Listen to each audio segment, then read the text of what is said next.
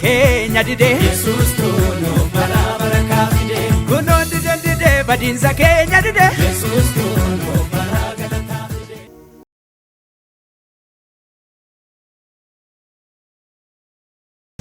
Tokkoffaa Saamu'eel 9 kana jedha. Harroonni guyyaa sadii fuula dura badanii turan argamaniiruuti yaaddain. Israa'eloon sibsanyii abbaa keeti malee eenyuun barbaadu jedheen. Ameen. Gooftaan sinaa eebbisu. Icha kana gaafsee dubbadha akkasini galutti. Saa'ol maal barbaadu? Harree barbaadu. Waaqayyo moo eenyuun barbaadu? Saa'olin barbaadu. Harka fadaa. 2019 satamatti deemaa jirtu kan inni itti barbaadu si'a barbaadu. Anaa godhi yoo nama dhabu. Yeroo kan jedhe baramatti deemaa jirtu kana jireenya itti barbaadu ofii si'a barbaadu. Eebbeeti barbaadu si'a barbaadu. Nama tokko nama kana balaa barbaada, nama kana dhukkubatu barbaada, nama kana yakkatu barbaada.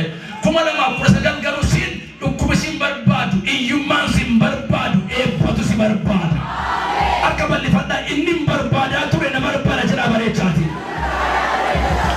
Baramantan kanaan dura wanta ati hin barbaadnetu si barbaadaa ture. Amma booda garuu isatti barbaaddu ulfina, isatti barbaaddu jireenya, isatti barbaaddu kabajamu, isatti barbaaddu jireenya haaraa bara tammata deemtu kana ati hin barbaadda inni si barbaada. Geeffadha baramatti darbaa jirru kana jiilamaffaan nama 14 ji'a galateeffannaati. Meeqa afaan jedhe yaada nama barreeffadhaa. Maaliif jennaan wanta isaan waggaa dheeraa barbaadan ji'a kana keessatti harka isaanii gashanaan jedhe Waaqayyo. Mee namni dhufee nu gaabaa'e sin takka jedhee dhufee nu gaa nama jiru. Ilaa wanta barbaadaa jirtu sin beeka. Hojii haa ta'u, carraa biyyaa haa ta'u, jiruuf jireenya haa ta'u, 2019 ji'a lamma gaafa ta'u isatti barbaadutu akka tasaa dhufee si barbaada. Murri tokkoffaatti naataa jedha. Jabeessame naataa jedhaa bareechaa. Saa'ol ilma Qiish mololtu jabaadha. Qiish nama maqaa qabu, nama seenaa qabu, nama jabaadha. Jabinaan beekama abbaan Saa'ol. Innaa gaaf tokko sababa godhee Waaqayyo abbaa isaa jalaatu harreen badde. Maaltu badde? Harreen badde. Wanta barbaadamuun ulfatu keessaa inni jalqaba maalidha? Harreen. Saawwi booqaa qabdi, diimaa qabdi, gurraatti qabdi. Harreen garuu diimaa qabdi. Tokko irraan kan hafe harreen wal fakkaattuudha. Wanti barbaaduun ulfatu keessaa inni ciman maalidha? Harreen. Erga bira geesseetu wanti inni tokkoon adda baafatta malee harree barbaaduun baay'ee ulfaata. Akka bal'ifatta wanti ulfaataa barbaadaa jirtu sana. Galela harree barbaaduun hin salphataman ulfaata. In ulfaata. Wal fakkaatti. Nama tokko argaan qaba wanta utuu sitti ulfaatu barbaada jirtu sana. Ilmi Waaqayyoo 2019 kana ofiin si barbaada si jechaa jira. Bareechame ofiin na barbaada jedhaa iyyaati. Tokko argaan qaba. Amarratti waan barbaadde gati kaffalte. Isa immoo kan dhabde. Jettan garuu ulfinni tokko ana dabalatee nama 14 jedhee 13 gidduu jirta. Mannatti barbaaddu, hojiinatti barbaaddu, guddinatti barbaaddu. Waaqayyo qopheesseera kana booda ofii si barbaada. Me bareechame na barbaada jedhaa iyyaati. Sima utuu Waaqayyo mana naa kennee jedhee barbaadu tokko dhufee keessa koo buli mana sii kenne. Ta'u kun ta'u nama tokkoof lafa xiyyaanne harkastiin tokko dhaqeera si bu'eera. Nama amma ammaatti qansiraa hojjetteetta, mana namaa hojjetteetta, biyya jibbitu dhaabatteetta, safara jibbitu dhaabatteetta. Lifaat na hunji iskahun yaanchi ante yaasab ያልሆነ ነገር ከ2019 በኋላ አንተ እስከ ዛሬ የፈለክ ሁሉ እሱ ደግሞ አንተን ይፈልጋል። እኔ አማማ በረቻቲ ኢሰቱን አርባለ ጀና በረቻ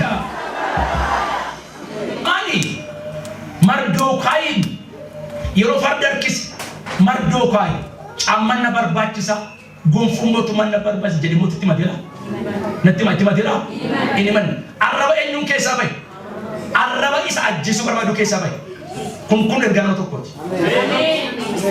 Sabanan Mardokaayi qomoo isaarra maaltu jira murtoo du'atu jira idaar gaafa ji'a 10ffaa guyyaa 13ffaa guyyaa Yihuudoonni lafarraa akka dhumaniif labsiin baheedha. Namni kun nan du'aaf nan jiraadhaa iyyuu waliin beeku. Jiraadhaa sin beeku nan du'aa sin beeku. Murtootu murtaa'ee jira. Hixaan kun ji'a 2ffaa keessa bu'e yoom akka Yihuudoonni dhuman gaafa hixaan buutu boqonnaa 9 dubbisaa. Guyyaan sun guyyaa isaaniitti du'ee eeggatanidha. Borduudha. Garuu galgala kana Waaqayyo Daqee sossobee mootii. Maal ta'a saba? Warra ma jettan sini bata'u. Maal godhe irriba irraa fuudhe. Amin jennu? Tafkiitti erge. Injiraanitti erge.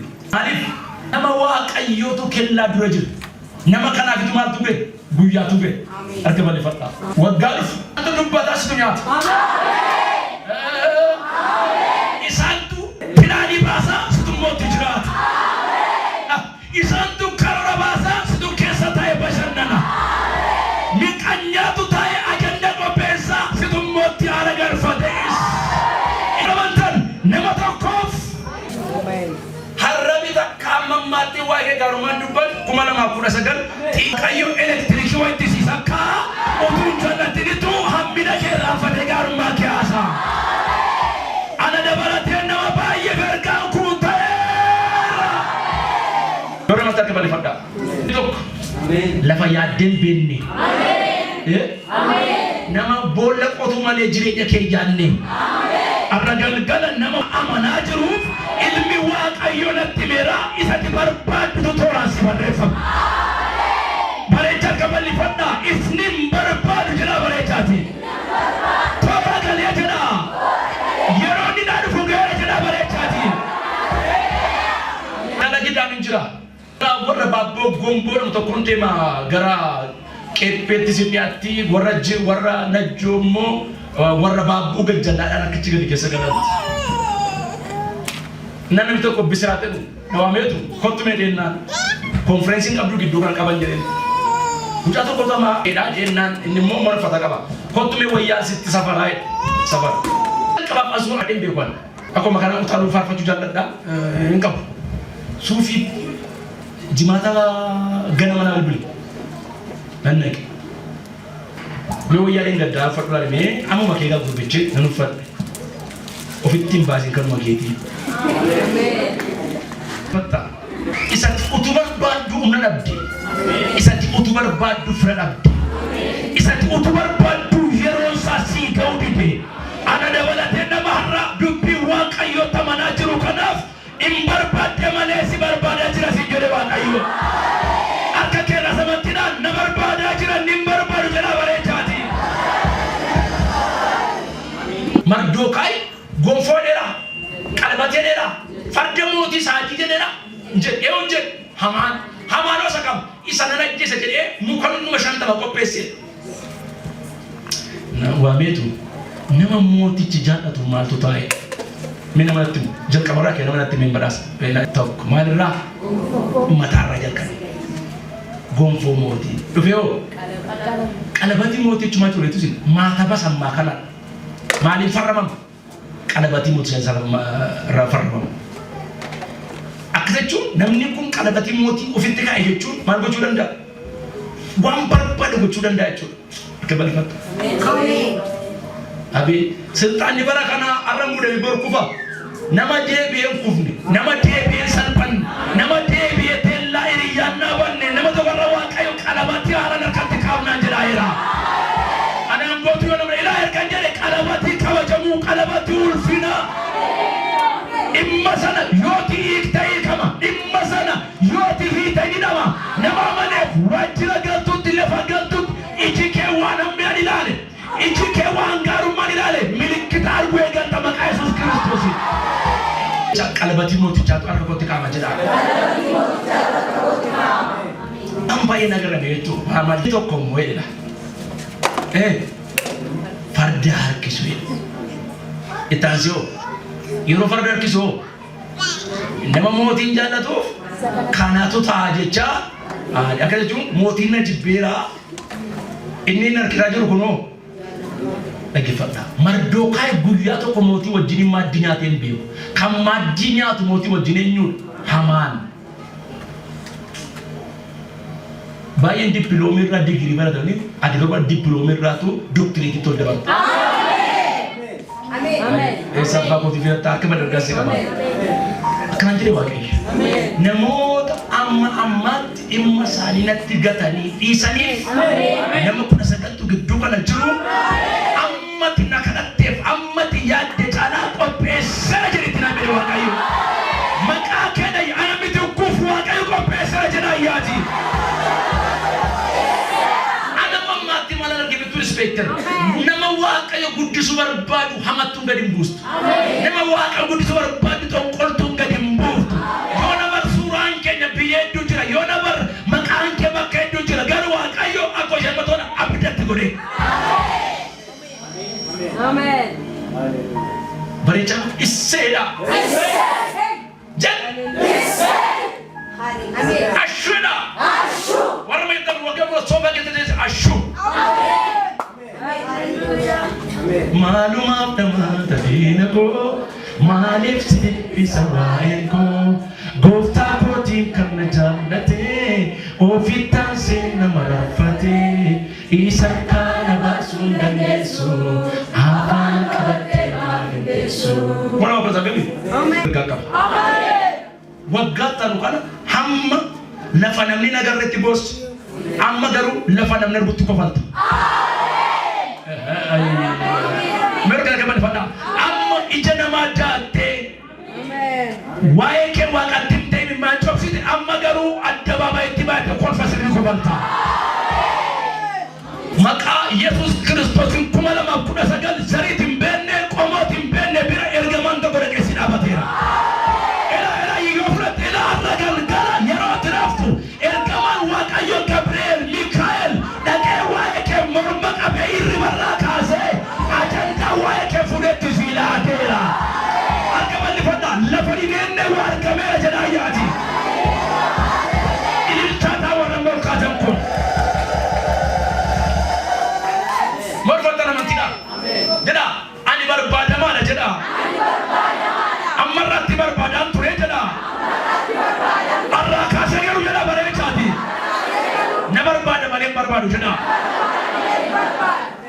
Ega moti waan amma jetti kana keessa amaan obboleessa Mardokai magaalaa Susan jechuun magaalaa dhibba bidda magaalaa baay'ee guddaadha. Amma kana keessa farda harkisee deemuun ulfaata. Yoo luu gammitti ba'ee ni tol deebise hamaan. Yoo tu miila faa qabeessa sirreessaa yoo nama Mardokai irra taa'ee maal haasaadha amma gaaffiin kun. Haasabaacholee adiitusi maaliif mukoon hundoo shatamaa maal godhee jira masaa keessaa qopheessee jira borfanni fama Mardokai. Dubbatachuuf garuu Mardokai maal hin qabu. Sanyii isaa hidhosanii jiraatu biyya sana keessa. Nama yoo dubbatate dubbannaan isaa maal hin taaneedha. Hin dhaga'amneedha. Kellaa bira waliin darbu haasaansaa. Anoo maal qabu? Taayitaa qabu? Haboo qabu. Waaqayyoo gar tokko maal godhu? Ol fuudhee fardarra isa kaa'ee. Inni booraan fannisa jedhee yaadu immoo.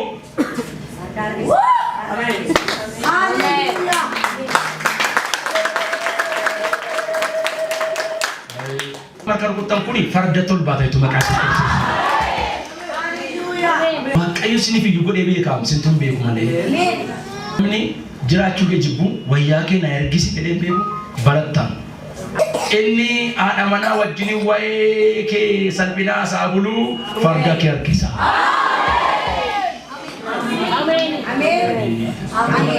Ta'eera jedha ayyaata. Nur waya ada tetap semua kisah akan gambar aja. Guyuan fajuan beku mani.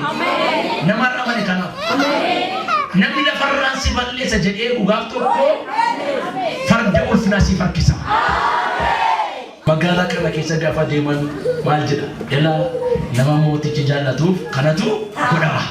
Kanatu ta farda motu tachu farda ada jiwiti. Itu micam inkalabo. Fama kuda sadar fajiru kana fardana teset. Akas kan gaji usakami. Sarra tahu ni? Kalau kuda sadar? Amen. All bad itu. Amen. Aku cakap di sini dah.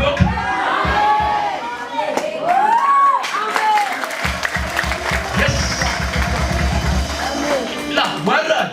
Amen. Nama karadas, karabas, karafras, nama sini ya dukan kami kesu apa gagal pada. Wak ayo wakai tanu kana itolle kofna tuwanun dumate da bata najiraila. Ina manta.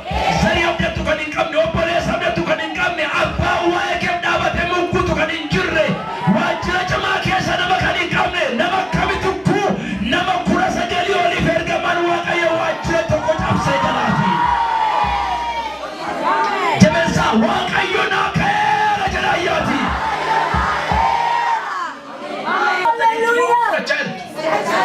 barbaachatan. Awwaasa beeku malee fardatu si farkifamu.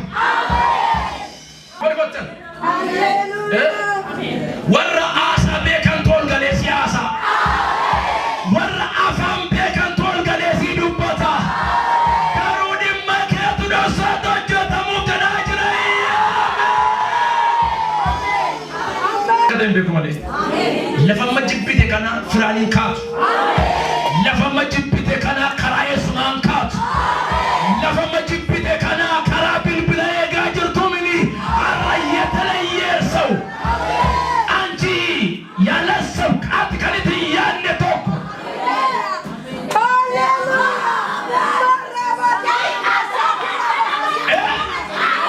Ergaa kana anji ergaa kana boleetti ergaa kana boleessanana.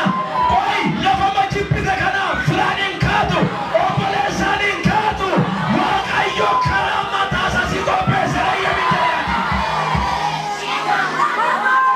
Garuu darga bal'ifadha. Jawwee ta'uu dhibaatee na folkaafadha. Nana mana kuma lamaaf kudha sagal namatti yaadde miti namatti yaadne bira beeksisi alaasa siiba.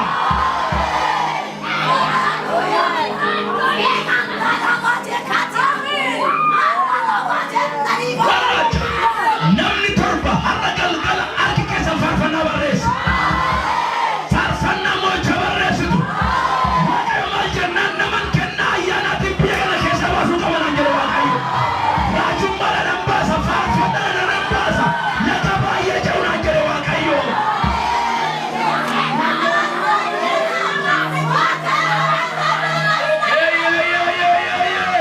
Fira kee dhugaa dhufaa jira. Fira kee dhugaa dhufaa jira. Fira kee tokko dhufaa jira. Lindata sakahia liariama. Vimaunda lianos lintendania kabuwa hatiwila. Arkamali fada yeronge rajanayati. Giseu. That's one.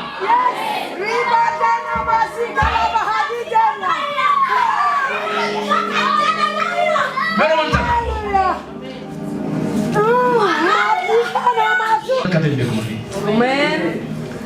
Ija keetu lafa ture naanna. Amen. Obboleessa irra ture gara obboleessa isa Waaqayyo kaasetti. Fira irra ture gara fira kee dhiibte gara fira isa Waaqayyo sii kaasetti. Amen. Dhuguma ergaa kun dhagaa jirta. Hallelujah. Namni amma irraatanii mee Waaqayyo naa cabsee nyaachaa jiru ta'e lama argama. Hallelujah. Ila nota komee tolchamee bilchaatee ittolitti nammee si eegaa jiru. Kabalifadhaa ani isa barbaadu yoon fakkaadhe yoo jedha bareechaati. Barbaadamaadha jedha. Yohaannis boqonnaa 5 lakkoofsa 5 kan dubbistan nama biraan fayyimne Yesuus achirraa yoo dubbistan isaa wajjin nama manatu fayyan jedhu namicha isa waggaa 38 isa barbaadu. Isa fayyina barbaadu. Yesuus dhaqee gatti barbaadu. Amen. Maal akkan si godhutu barbaadda jedhe. Amen. Bishaan socho'e maal jedhe achirraa yoo dheeratti hin taane nama qabee keessa na buusuun dhabee nama ni yaadee dhufe miti akka tasaa dhaqee gahee tashakkime